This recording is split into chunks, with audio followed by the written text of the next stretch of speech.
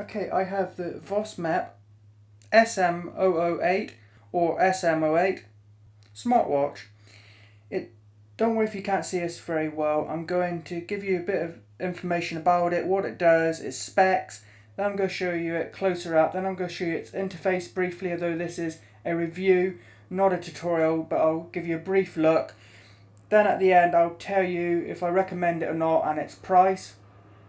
So let's get started. It does support SIM cards, so it is a phone and watch. So you don't have to have your Android or iPhone with you. It does have a SIM card slot. You can put a SIM in it, and the screen, by the way, just went off. That's because it goes off after a certain amount of time to save the battery. It does have a rechargeable battery that recharges via USB, by the way. Now, anyway, it does use a SIM card, so you can have a SIM card in it and use it as a phone to make phone calls or receive phone calls or text messages. And that means that you don't have to have your phone with you. You can also use its GPS as well. So it basically is like having a little phone on your wrist, unlike things like the Apple Watch and some other smartwatches that don't have SIM card slots and you have to have your phone with you and paired for certain functions. This allows you to send and receive calls wherever you are without your phone, which is really, really handy. It also supports micro SD cards up to 32 gigabytes to add more storage to it for saving things like pictures or various things like that. It comes in a few colours. This is the all black model with a black band and black shell. You can also get a champagne model, which is more of a gold colour, or some sellers may also have it in silver. It uses Bluetooth 3.0 to pair between your phone because you can still pair and add more functions that way. I'll go into that in a little bit more detail later. Its screen is very nice and clear. It is a good quality screen and it is actually a 2.5D touchscreen. A lot of these cheaper, more budget smartwatches don't have 2.5D touchscreen. So this is a really good touchscreen on a smartwatch of this price range. Its screen is a good size as well. It is 1.54 inches. It's really good because a lot of smartwatches are about that range, about that sort of size, but a lot of smaller, like maybe 1.22, things like that. This is one of the slightly bigger. It's more the type of size that perhaps you would want. It's not too big and it's not too small. It's 1.54 inches and it has a resolution of 240 by 240, which is pretty standard. It's pretty average, especially at this price range. So it might not sound like much, but there are smartwatches a lot more expensive than this that have that resolution. So don't let that fool you. It is pretty standard resolution. It does actually have up here, you might be able to see a little dot. It has a front facing camera to take pictures. It's only 0.3 megapixels, so it's quite low quality, but it's really there in a pinch if you need it. If you want to take a quick selfie, maybe you're at an event and you want to take a quick selfie and you don't have your phone with you, or you don't want to play around getting your phone out, turning your phone on, you have a way of taking a quick picture if you need it. Or if you see something happening, you're out and about without your phone or your phone's turned off and you see some event like, I don't know, a crime happening, whatever, you have it on your watch and you can quickly snap a picture. It might not be good quality, but it's there as a backup really, so it's good to have in case you need it. Its battery is a 350 milliamp an hour battery, which is pretty good because I've seen lots of smartwatches, even more expensive ones with batteries that are about 240 milliamp. This is 350, so it's a pretty good battery, and it should last with average use, they say, around 2 days. It does last pretty well, and the good thing is you can recharge anytime via a standard micro mini USB. You just plug it in, and one is included. It does include both a USB for charging the device, a basic manual, and as a bonus, it includes a screen protector. So that is actually really, really good. It actually includes a free screen protector. I haven't got it on here because I want to show the quality as best as possible, and I'm afraid that a screen protector might get in the way of that. It shouldn't do because screen protectors shouldn't ruin the quality of the image. It should be just like using it without one on, but just in case, to be as fair as possible, I haven't put it on. But it does include a free screen protector in the box, which is good. You just peel one side off, stick it on, then peel the other side off, and it is marked. It's really straightforward. I've had a quick look. It includes a NFC antenna in the actual wristband, which is a real good bonus. I haven't seen that before. Certainly not anyway in watches of this price range. Now, what about syncing and pairing? How compatible is it with different models of phones? Because so many at this price range are not really compatible with iPhones and more for Android. Well, unfortunately, that is the case with this one. Some of the smartwatches I've seen at this price range will work as a Bluetooth device on iPhone, and that's the case with this. All that basically means is you can use the speaker on this watch with your phone, so you can have music playing from your iPhone to the speaker on your watch, which isn't really a huge deal, but it won't do push notifications and it won't sync and things like that. Unfortunately, that is the case. This watch is better suited to people who are Android users. It's not so suited to iPhone users, unfortunately, but that is the case with most watches of this price range. Some of the more expensive watches, especially those that use the Fundowear app that I've reviewed previously, they do everything on iPhone. They'll do push notifications, syncing, the whole 9 yards. Unfortunately, the cheaper watches like this do all those sort of features, including remote camera on Android but not iOS. So if you're an iOS user, I will say maybe think about looking at other options, even unless you really can't afford it. But if you're an Android user, this is a really, really great watch, especially at a price range. It has things like a NFC antenna in that, which I haven't seen at this price range. So that is really, really good for Android users, this watch. It's really, really a good bet. Just maybe if you're an iPhone user, look elsewhere or look at other models by this company. But if you are an Android user, this is absolutely great. Now, let's actually take a bit of a closer look. Okay, so it has a nice interface here straight away. It has company mode at the top. That is because I've got everything reset and I haven't got a SIM card in or anything like that. So I've just got it on this type of mode here. Now we can scroll across. We can get to various buttons here. Hopefully you can see us alright. I'm not sure how well it shows up on camera, as I'm using just a small 3-inch screen LCD on the back of my camera, so I can't see much in the way of details. Hopefully you'll see it better. There's things like Bluetooth, and that's where you can turn off Bluetooth and do some advanced features there. And then you can hit down here for the back button. You then have a calculator. You have a calendar, and then you can push in the button here, the digital crown, to return to the home screen. Then you can scroll across. Now this digital crown turns like on an Apple Watch, but it doesn't do anything, and that's kind of what you expect at this price range. I have seen other watches stylized like an Apple Watch like this, where the digital crown turns but doesn't do anything, so just bear that in mind. Then there is a mode here to make phone calls. You can't actually make a phone call without a SIM card in. I've taken one out.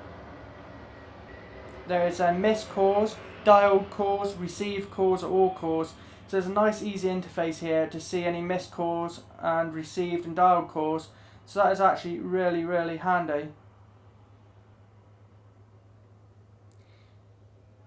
Then you have contacts, so you can add contacts, which is really handy. You can store contacts on this. Then there is this little QR code, which you scan with a QR scanner on your phone, and that's to download the software on Android for syncing and all that type of thing. And there's a clock in the middle. Then here you have various things like an empty audio player, media player things, but you have to have a memory card in first, an SD card, and it accepts micro SD cards up to 32 gigs. Then here is the camera.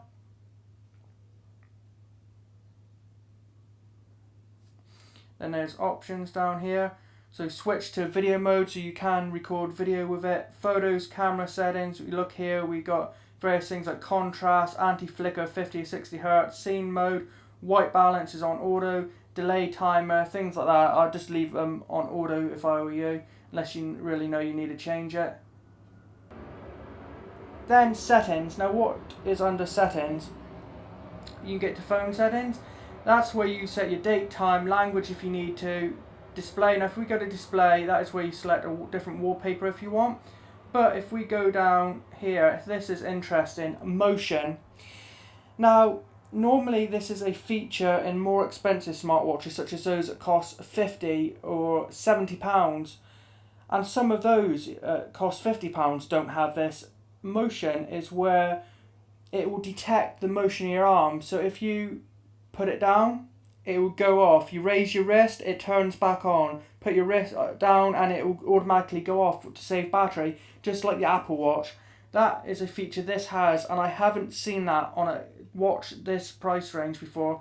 So for a watch this price range, I'm really surprised it has that motion sensor. And there's also other features that you saw there, like flip to mute an alarm if you set an alarm clock. It's really an excellent feature on a watch this price range. Now if we go to LCD backlight, this is where you can change the brightness and the timer. How long does the screen stay on before it turns off, and how bright is the screen, so we can have it really dull. That will save battery, but it doesn't look great. Or we can have it all the way up. That will use more battery, but it's brighter. So I recommend going to this as one of the first things you do, so that you can set the display how you like it and make sure it turns off when you like it, so it doesn't turn off too soon. We have connectivity, we have security.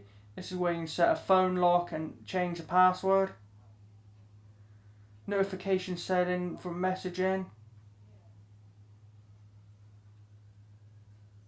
Then you have core settings, which you can't use at the moment because there's no SIM in. Then restore settings, which basically resets the watch to its default.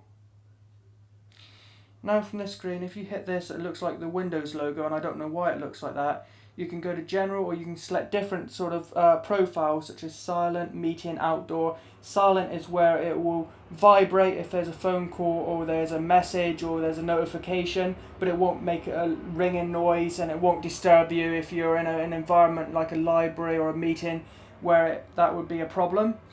But if we go to general and go to options, we can go to customize, and we can set what that preset does. So in this case it rings only on general, but I like things to ring and vibrate, so that's how we change that. Then we can select a ringtone and the ringtone volume, a message ringtone, a message volume, and system alert on or off. Then go back, and we can always hit options again and customize to check. Well, no, it didn't do it, so we go there, then hit options and save. So make sure you do that. Make sure you hit save each time you change it. So now we can go to general and it's activated, or we can go to silent and activate that. So make sure, if you like your watches or phones to vibrate and ring, you go to whatever one you want, probably general, go to options, go to customize, select it there. Or if you just want it to only vibrate, select it there. If you want it to only ring, then leave it like it was. Or if you like it to ring, then vibrate first, then ring. There's even an option for that, so that is really good. So I just wanted to point that out because that's a good place to start. Then we have a pedometer, and we hit start. Then that will give you basically a stopwatch. So say you went for a jog or a walk and you're gone an hour, that would tell you how long and how many steps you made. So, okay, I've been gone an hour and I've done 10,000 steps or whatever. And it will also give you how much fat it thinks you've burnt, and the speed and mileage, like the distance it thinks you did, which is really good. Because many watches at this price range give you basically a stopwatch and steps. They don't give you the actual distance. This will actually, if you scroll across, give you extra information such as how many calories it thinks you've burnt, or fat as they call it, and the mileage, which is basically a distance, like 5 miles. So that is really good, because I've seen other watches at this price range that only give you steps and no other information. So that is really, really excellent. Then you have various other things like here, like a sleep quality information, your sedentary reminder that reminds you to get up and move every so often so you aren't sitting down too long. There's things like Facebook and Google here and Twitter, but those things will need a SIM in. And then you're back at the beginning, or if you want to go back to the clock face, you just hit that from any point, anywhere in the menu, just hit the crown and you're back to this interface here. Now if from this menu you want to quickly make a phone call or check your messages, down here there are buttons straight from the clock interface. You can hit here to make a call or back up, or click here to write a message, check your inbox, drafts, outbox, and any, so you can check if you received any text messages, things like that, or from the clock interface. So what do I think of it? I think it's actually very, very good for the price range, because I've used quite a few at this price range, at around about £15–20 price range, and this is £21. It's $20.99 in the UK, so it's £21. Yeah, I've used others at around £20, and they may not have quite as good look. This actually, I'm not sure if it really does it justice on the camera, but this black look with the black band looks quite nice, and it has a built-in NFC antenna in the band, and it has a pedometer that shows you the distance and calories burnt, which is something you don't always get at this price range. Normally they just show steps and they're not very accurate with that. This is a decent little pedometer. You got lots of options. You have a SIM card and a SD card slot, where I've seen ones that are more expensive. I've actually used one that cost £70, and it had a SIM card slot but no SD card slot for expansion, and it didn't have a camera either. This has a basic little camera, and it supports not just SIMs but also SD cards as well, so you can store your photos, things like that you might take on it. So that is really, really good. It's actually quite a full featured watch for £21. So if you're looking for a budget watch, it might look quite nice, might even look like an Apple Watch, but has decent features, decent quality, and supports SD cards and SIMs, this is definitely the one to look at. The only problem I found with it is its buckle, where you push in two prongs into a hole. It doesn't use an actual buckle, you see. Its strap uses two little prongs that push into a hole like on some sport bands, and that can be a little stiff, a little tricky to get on by yourself. But I think it's really a case of getting used to it and it wearing a bit, so it loosens up a teeny bit. But just bear in mind at first you might need to get used to that. So I do recommend it if you're looking for a more expensive watch that has maybe a better pedometer or whatever. There are others, or if you're an iPhone user and you need one with more features like push notifications from your iPhone, then you might want to look elsewhere. But if you're an Android user looking for a cheap smartwatch, this is really a good, excellent one to look at. It is quite full featured and good quality for the price range. I definitely think this is probably the best one I've used for the £20 mark. It's very good, very full featured, and it supports both SIMs and SD, so I do actually recommend it. A link will be in the description. Please like and comment on this video, and if you could do me a huge favour and subscribe to my YouTube channel, it just takes a few seconds and will help me out a lot. Also, if you're watching this as a review on the Amazon product page, please hit the useful or helpful button along with this video. That will help me out a lot too. Thanks for watching.